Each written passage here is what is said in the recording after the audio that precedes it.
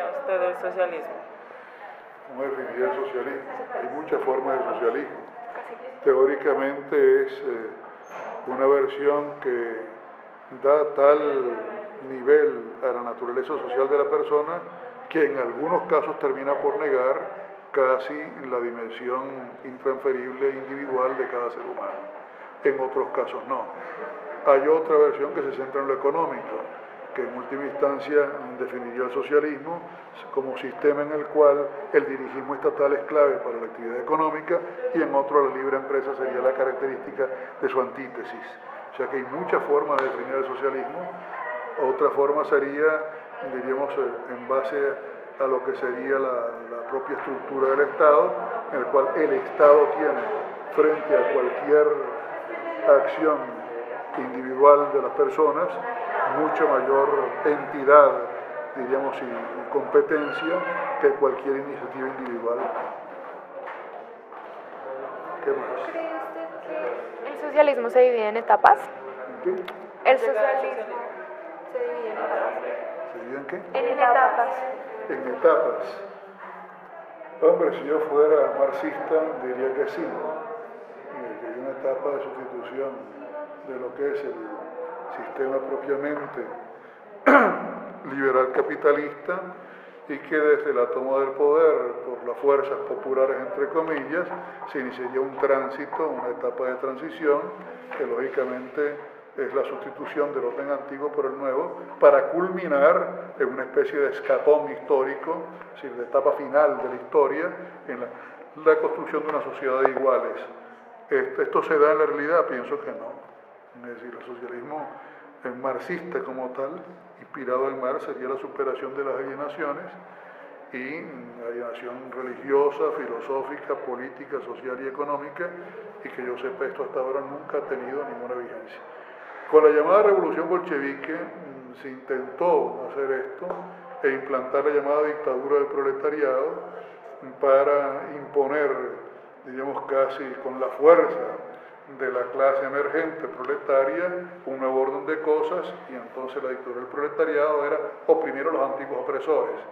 Todo no quedó sino en una especie de ficción ideológica, porque después, no solo con Lenin, que desata el terror, no solo con Trotsky, que teoriza sobre los gulags, sino después, sobre todo, después de la muerte de Lenin en el año 24, con el señor Stalin, hasta el año 53, su muerte natural, porque nadie lo mató. Bueno, el horror del stalinismo está admitido hoy hasta por los mismos militantes marxistas que idealizaron el comunismo en una época. O sea que realmente ha sido de los grandes criminales de la historia, ha sido Stalin. Por no hablar en otros ámbitos socioculturales, es decir, Pol Pot, en el caso del Khmer Rouge, en Camboya, Kampuchea democrático, como lo quieran ustedes llamar. Bueno, Pol Pot no era un inculto, era un egresado de la Universidad Francesa, egresado de París. ¿Qué pasa? Para él, en eso parecía rousseauiano. Cualquier contaminación con las culturas del capitalismo merecía la muerte y era una especie de erradicación total de cualquier raíz cultural política que no tuviera que ver con lo que era su diseño dogmático. En última instancia terminó siendo también uno de los grandes genocidas del pueblo camboyano o del pueblo campuchano, como lo quieran llamar ustedes, hasta la vuelta de quién, del rey, ¿cómo se llamaba? Norodom Sihanouk, que estuvo incluso protegido por los chinos contra, que los chinos son comunistas, contra un régimen que teóricamente implantaba las maravillas del socialismo. Un desastre, ¿no? Yo les diría que además la historia de lo que ha sido no el socialismo como tal, sino los regímenes comunistas propiamente dicho, en el marco del mundo occidente, que es el que uno más conoce, en el mundo oriente ha habido salvajada. No sé cuántos millones se le atribuyen en dos grandes errores amados. La historia oficial del Partido Comunista Chino, es decir, el gran salto adelante y la revolución cultural. Es decir, más de 40 millones de personas. ¿No? Es decir, alguien tiene que responder a eso. Es decir, ante Dios, por supuesto, pero también ante la historia sobre el pueblo.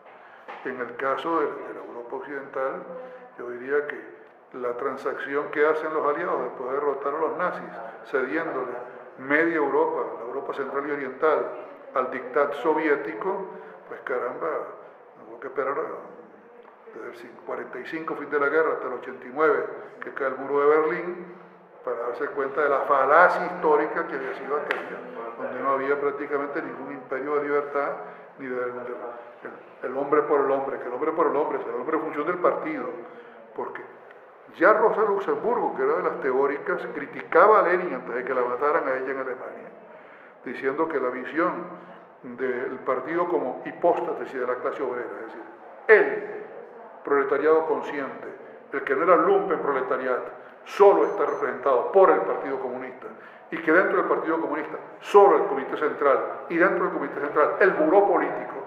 Rosa Luxemburgo le decía: usted no cree en la clase obrera, usted cree en el partido que está formando, un partido militarizado, y por lo tanto el poder lo tiene esta clique, este pequeño grupo en el cual usted manda, y en base a eso se impone el poder de Stalin, y eso se hizo además regla de procedimiento en todos los países de la Europa Oriental. ¿No? Perdón, adelante. En ese orden, ¿cómo se entiende el poder según el socialismo? El poder según el socialismo teóricamente es el poder de los oprimidos para librarse de los opresores, dicho en términos muy breves. ¿Y hasta qué punto se alcanza la libertad? Porque, según las alienaciones de Marx, el Estado y el derecho eran la expresión de ideologías de clase y que por lo tanto contribuían, diríamos, a cimentar un régimen de alienación de la clase obrera. Es decir, son las 5 alienaciones marxistas, en ese orden la primera es la alienación religiosa. ¿Por qué? Porque en base a Feuerbach, él afirmaba que, en base a Feuerbach, no, sí, la esencia del cristianismo, que solo el hombre es para el hombre el ser supremo, y por lo tanto la creencia en un ser superior al hombre es la suprema alienación. Y entonces decía que la crítica de la religión es condición de toda crítica, o sea que precede a cualquier otra. O sea, no hay un marxista coherente que no pueda proclamar el ateísmo. Es decir, ¿no? Después de esa que venía, la alienación filosófica, y él era filósofo, el doctor en filosofía a los 23 años por Jena. ¿No? ¿Y qué decía eso? Está en la 11ª tesis sobre Feuerbach, que es: los filósofos lo que han hecho es interpretar el mundo y yo quiero cambiarlo. Por lo tanto, él dice: mi filosofía no es una filosofía simplemente de interpretación del mundo, filosofía de la praxis revolucionaria, que encuentra su criterio de veracidad en la acción misma de transformación. O sea que es por los hechos que yo voy a medir si estoy en la verdad o no, la verdad histórica. Él materializa la dialéctica de Hegel y la lucha de contrarios le da un carácter, evidentemente, no es el espíritu haciéndose la historia, sino que es la lucha de clases, lo que será en la propia dinámica de la historia. Y la simplifica, es decir, libres y esclavos, patricios y plebeyos, señores feudales y siervos de la gleba, burgueses y proletarios. ¿No? Lo que pasa es que la teoría de las clases en Marx no está desarrollada por él, porque estaba en el tercer tomo del Capital, que es inconcluso.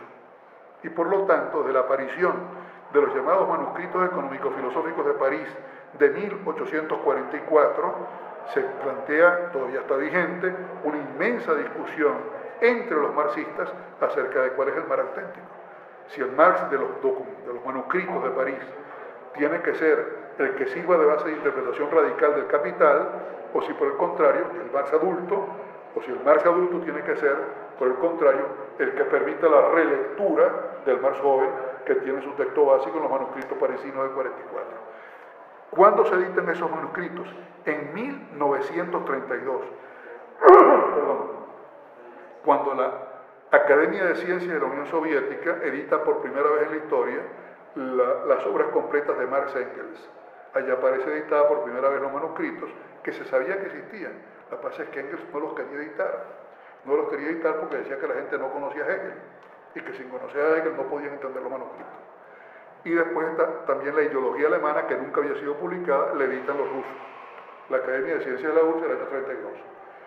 A partir de esa publicación comienza una inmensa discusión entre marxistas, que son los que seguían al dictat soviético, la interpretación ortodoxa de Marx, según las indicaciones del Partido Comunista de la Unión Soviética, marxólogos, los que estudian a Marx sin ser marxistas, o pueden no ser marxistas. Estoy pensando en dos, además, personajes, digo, de figuración.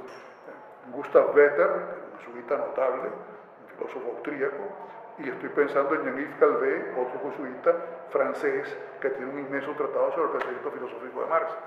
Por decir, son marxólogos, no son marxistas, ¿no? Al contrario, quienes hemos estudiado Marx a veces buscamos esos textos porque oiga, yo no soy marxista, nunca lo he sido, ¿no? Y después marxianos con X, que son la discusión sobre estas dos distintas vertientes en base al reconocimiento del llamado humanismo del joven Marx, que tiene su principal texto en los manuscritos económicos filosóficos de París del año 44. Entonces, ¿cuál era la pregunta? Pues, ¿en qué orden? No, O el sea, poder. ¿en qué orden se entiende el poder? Claro. En ese marco de las alienaciones marxistas, la tercera alienación, como eso después me fui por los manuscritos, la tercera alienación es la alienación política. Y en la visión política está el Estado y el derecho como superestructuras de clase. ¿Superestructuras de quién? De la alienación social, que es la distinción entre opresores y oprimidos. Que de dónde surge la última alienación, que es la económica, que es concretamente la que plantea sobre todo en el Capital, con mayor desarrollo maduro de Marx, que es la alienación justamente entre quienes tienen la propiedad privada de los medios de producción, no la propiedad privada simplemente, eso lo decía ya Proudhon. Y Marx ataca a Proudhon con un libro. Cuando Proudhon escribe La filosofía de la miseria, Marx le contesta con La miseria de la filosofía, otro libro, ¿no? Es la propiedad privada de los medios de producción. O sea que, vistas las alienaciones, al llegar allí, hay que verlas entonces en su vida. De la propiedad privada de los medios de producción, la alienación económica, surge la alienación social, distinción entre opresores y oprimidos, de la cual genera una interpretación cultural en favor de los intereses de clase de los opresores, que son el Estado y el derecho, de la cual sublima aquello, una Weltanschauung, una interpretación filosófica del mundo, que es la alienación filosófica, y por último la suprema alienación, que es la religiosa. En la visión que tengan del Estado y el derecho, yo diría que es de los temas más discutidos desde la propia pórtico a la Revolución de Octubre del año 17. Lenin ha escrito, diríamos que su aporte, por eso es marxismo-leninismo, la teoría del partido del año 2, 1902, antes de la insurgencia del 905, que es el primer soviet de San Petersburgo, que lo preside Trotsky, no Lenin. Trotsky era en esa época menchevique, no bolchevique. Cuando Lenin escribe su segunda, escribe mucho, pero a efecto de lo que estamos hablando, si la teoría del partido es qué hacer, desde 1902, lo último que escribe, después de que fracasa el primer intento de golpe de Estado del 17, ya derrocado el zar por una revolución liberal de la Duma, ¿no? La Duma de Estado, que lo quita, en febrero. Intentan el golpe y fracasan, entonces va a Finlandia. Y ahí termina de escribir El Estado y la Revolución. Y El Estado y la Revolución es de los libros más fastidiosos que he podido escribir Lenin. ¿Por qué? Porque son los textos de Marx y Engels sobre el Estado y el derecho. Entonces hoy, para glosarlo, es que si tomamos el poder, entonces va a desaparecer el Estado. Y dirán, no, el Estado y el derecho tampoco. ¿Qué tenemos que imponer? La dictadura del proletariado. Eso tiene vigencia hoy, después de todo lo que ha pasado. Yo le diría que en última instancia, es decir, la mejor demostración de que no tiene vigencia es toda la evolución del mundo comunista y sobre todo de los marxistas del mundo no comunista, que han evolucionado políticamente con mucho más éxito, yo diría que hasta con grandiosidad teórica distinta a esta gente. Ejemplo típico, el caso de los italianos. Es decir, Italia tuvo la fundación del Partido Comunista Italiano de los años 20, me parece que es en el 20 Congreso de Livorno, donde se escinde el Partido Socialista. Antes se han separado Mussolini y compañía, que también eran socialistas. Es más, socialista se decía hasta Hitler, el Partido Obrero Nacional Socialista. O sea que hay muchos tipos de socialismo, y eso vamos, ¿no?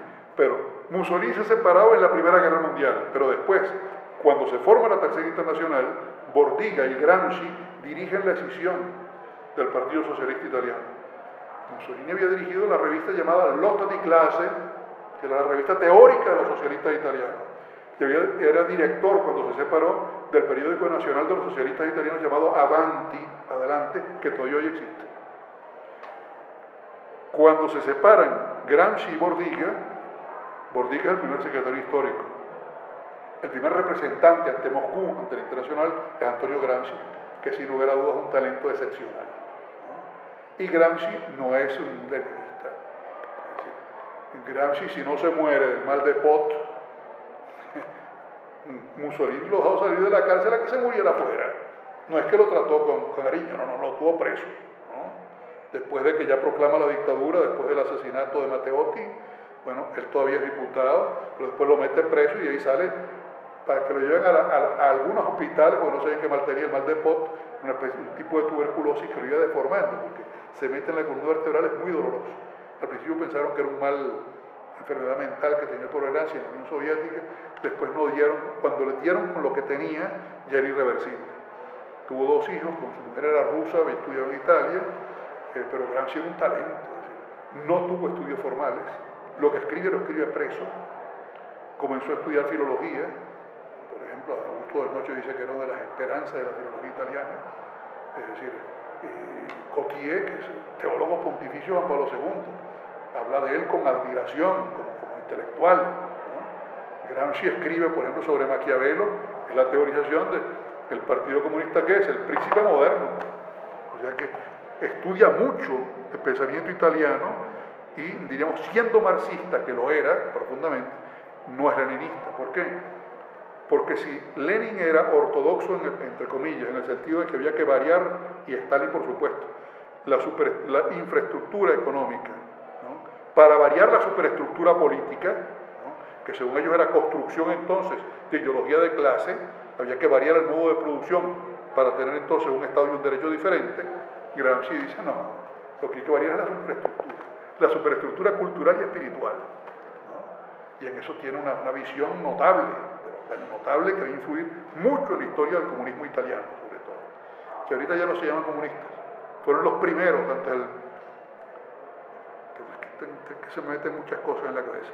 El Congreso de Bad Godesberg del SPD alemán es el primero que dice después de la guerra, no usamos la terminología dictadura del proletariado.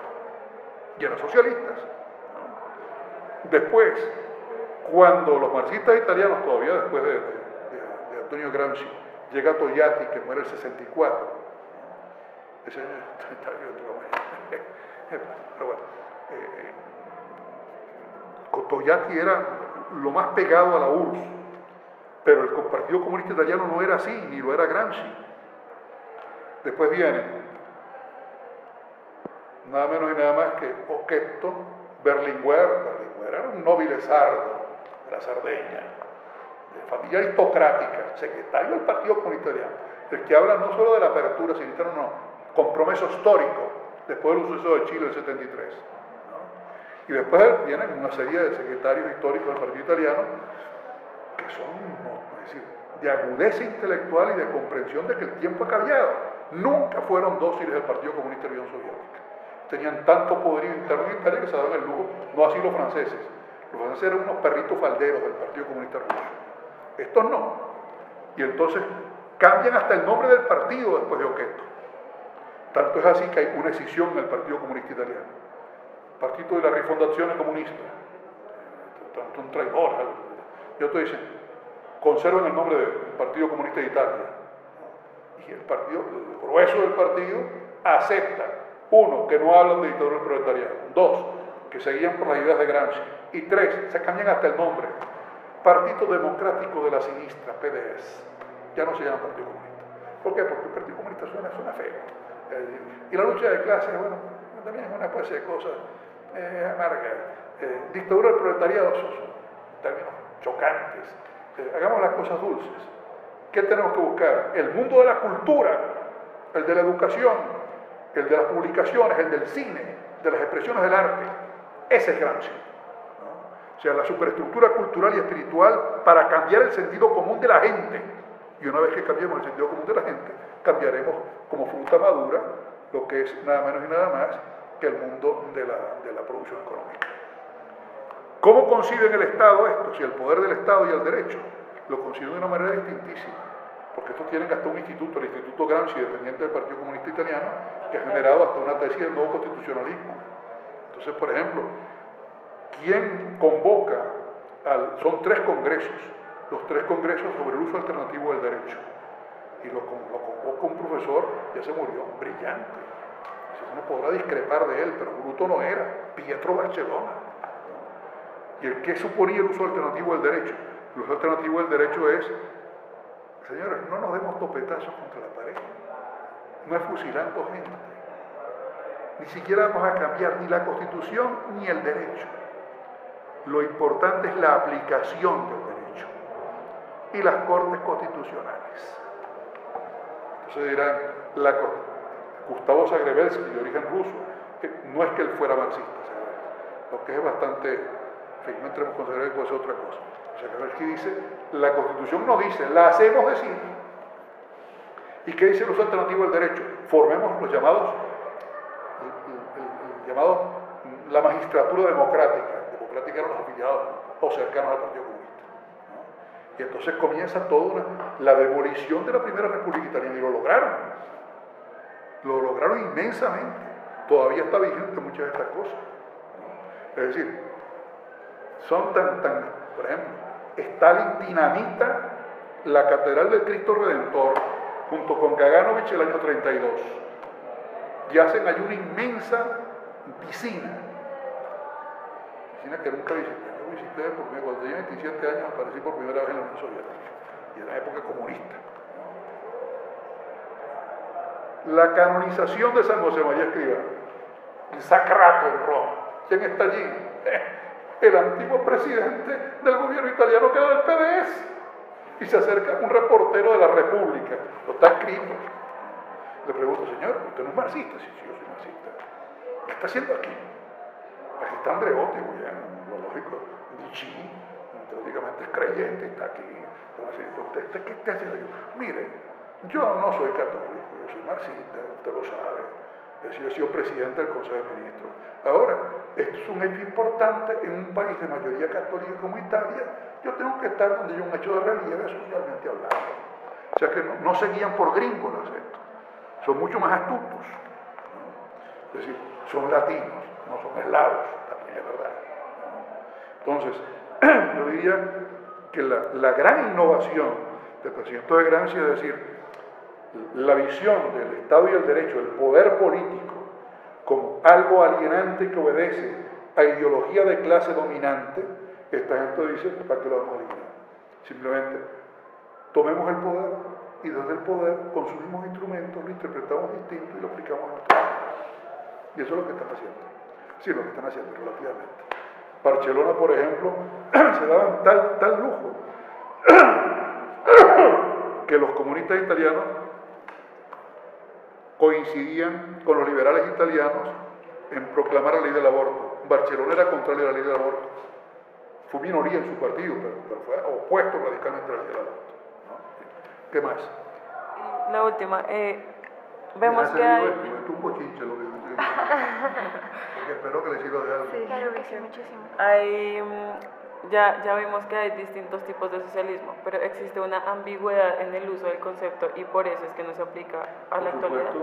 Es decir, ambigüedad, yo diría, hubo un momento en el cual, cuando están vivos tanto Marx como Bakunin, que era una especie de revoltijo, arroz con mango, en el cual estaban juntos anarquistas Bakunin, marxistas Marx y socialistas de variado pelaje. Estaban Bourgogne, estaban Luis Blanc, que podían estar todos los socialistas de Europa ahí metidos juntos. La primera internacional trabajadora. La primera internacional fracasa por la pugna entre la agrupación clandestina dentro de la internacional. La internacional termina cuando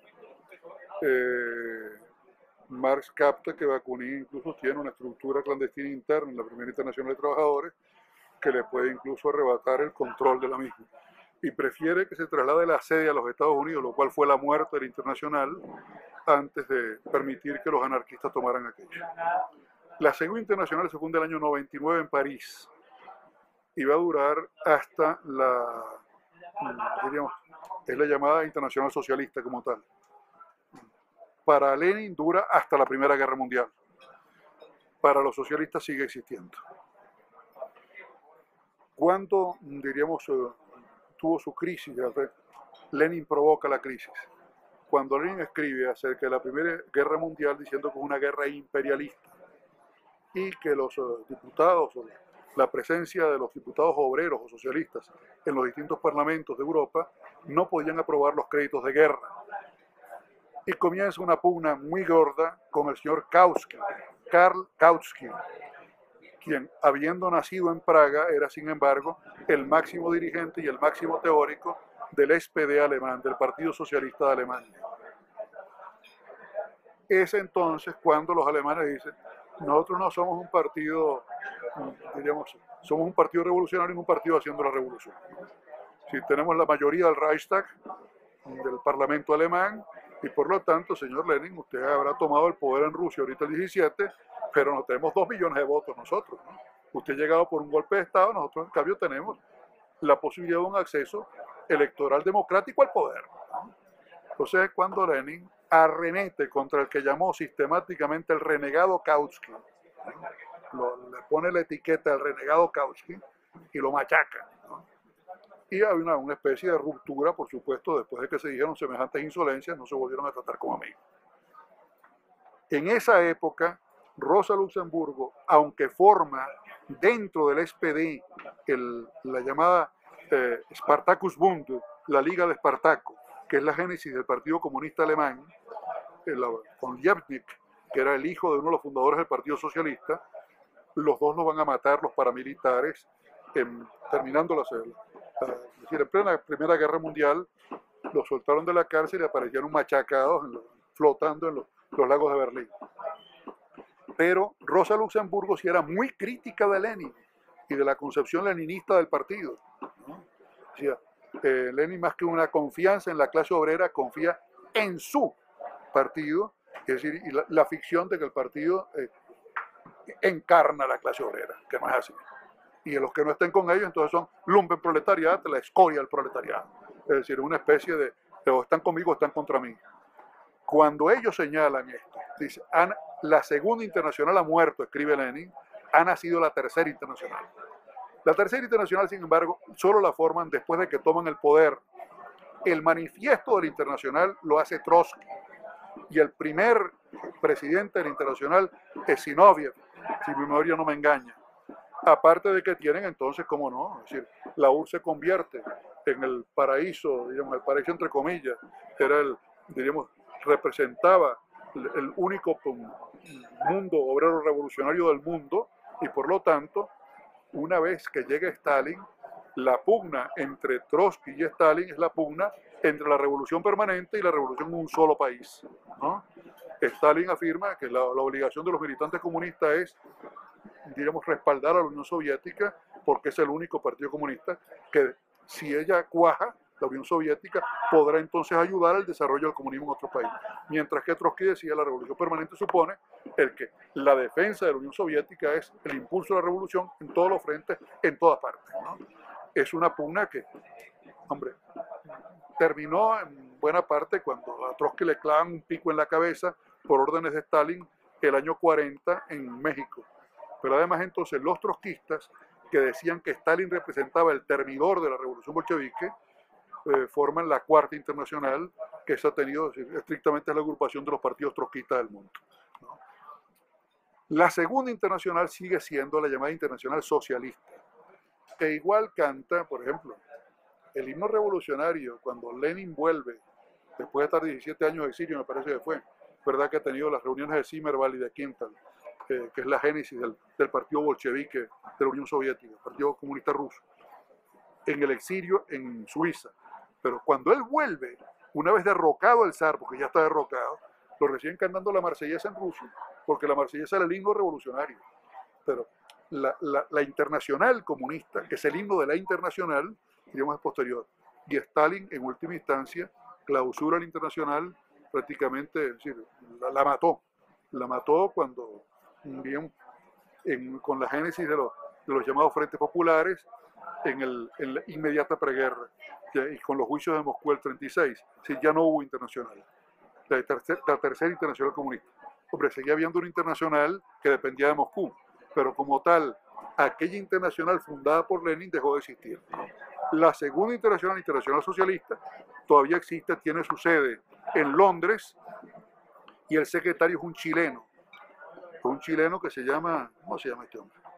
Acaba de estar en Caracas defendiendo a Leopoldo López, por cierto. ¿Cómo se llama este hombre? En fin, un chileno. No recuerdo cuál es el nombre del secretario mundial de la Internacional Socialista. En este momento es un chileno que tiene años como secretario de Internacional Socialista. y en eso forma parte el PSOE español. El PSOE nunca se incorporó a la Tercera Internacional.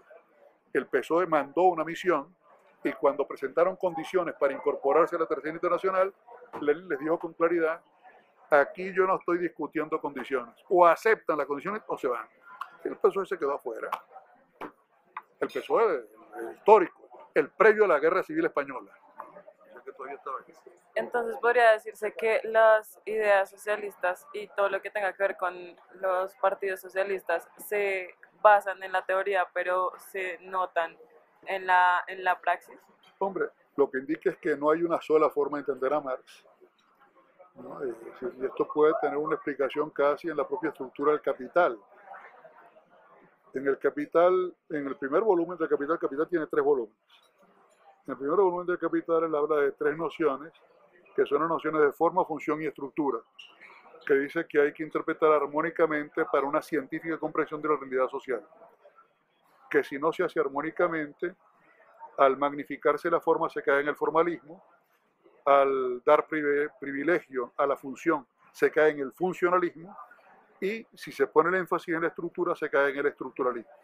Que la forma de evitar, diríamos, esa especie de no armonía y de que haya una interpretación, se verá al estudiar la teoría de las clases, es decir, que una interpretación dialéctica de la historia contribuiría a esa visión orgánica, diríamos, y armónica de la sociedad, científica, porque para él la única consideración científica de la sociedad es la suya. ¿Qué pasa? Que en el tercer volumen, cuando tenía que desarrollar la teoría de las clases, que era clave para eso, se murió y no la escribió.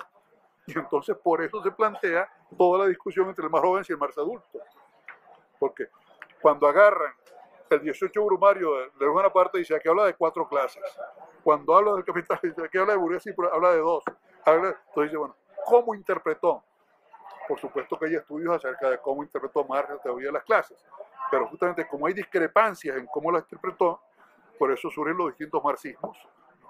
Hay gente además que no se vincula, que no acepta el dogma de la Unión Soviética, es decir, que lo que decía Stalin era la verdad revelada respecto al marxismo-leninismo, y entonces, bueno, incluso considerando a Lenin interesante, tampoco consideran a Lenin el no va más de la teoría marxista, ¿no? Caso concreto, los italianos prefieren buscar a Gramsci mucho más que a Lenin. Bueno, doctor Iturbe, ¿y un mensaje para los que quieran leer acerca del socialismo? Acerca del socialismo.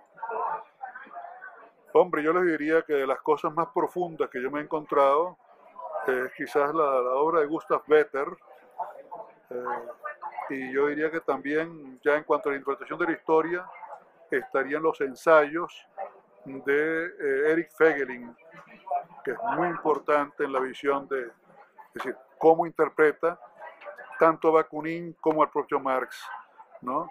Porque para Fegelein son expresiones de la gnosis cristiana, es decir, una especie de deformación radical. Ahora, historias del socialismo hay abundantes, ¿no? Muchos autores han escrito sobre las distintas formas de socialismo o ya la historia de manifestaciones del socialismo en su expresión más concreta. Muchísimas gracias, doctor Iturbe. Esto también Cotier, sí, hay mucho por ahí. Muy Gracias, bien. doctor Iturbe. Adiós.